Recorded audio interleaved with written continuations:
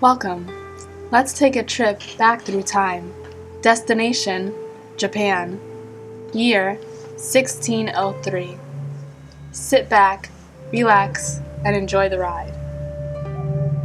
Feudal society was dominant in the Japanese culture well after the Westerners modernized. Emperor or empress reigned.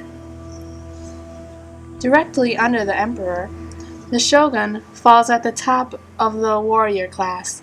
Ancient fighting techniques were a significant way of life for the Japanese. Nobility follows, having a birthright to being on top after their ancestors earned them the title long ago. Warriors were prized in this ancient society. Top-of-the-line respect came with having the great ability to fight. Peasants, which were the dominant class of the society, held low ranks. Misfortune plagued those who were born into that particular class, lack of food and shelter being the least of their worries. Merchants fell even below the peasants. There was little interest in trading or exchanging goods. Finally, the untouchables lived separate life from the rest. Anything having the slightest connection to death was forbidden, and therefore the people dealing with it were untouchable as well. As we move through time, we find that the feudal society abruptly disappears with a touch of Western influence.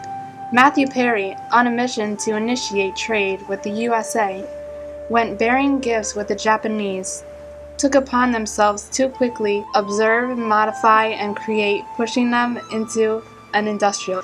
Along with the industrial age came new politics such as the Diet, or Japanese Parliament, which was formed when the Zaibatsu emerged. The Zaibatsu had large impact on politics, being expert business leaders, as powerful as the Rockefellers of the United States.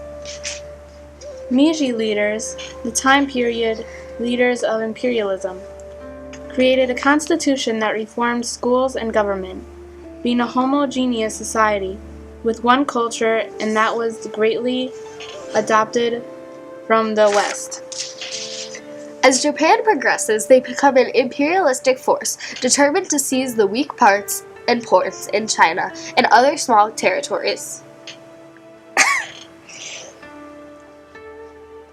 Though there is limited research done on Japan for the duration of World War I, it remains that they have trading power over China.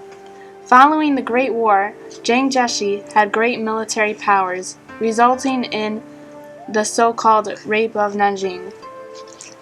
This invasion forced China to accept the 21 Demands, a document that set up a protectorate in China, making sure that they abided by laws, from having to check in with Japan, to making contact with other countries, to having limited Chinese police force within their own country. Time goes on, and there is increased tension between the younger generation who vote for socialism and individuality, and the extreme ultranationalists who condemned politicians for agreeing with Western demands.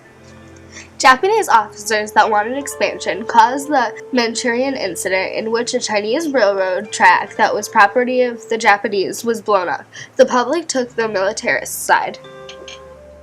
It seemed as if there was a glitch in time, as where seemingly transported back, ancient warrior values were reincarnated, and the way of subjects was enforced in schools, rejecting Western ways and absolute obedience to the state, and a cult formed around the Emperor Hirohito.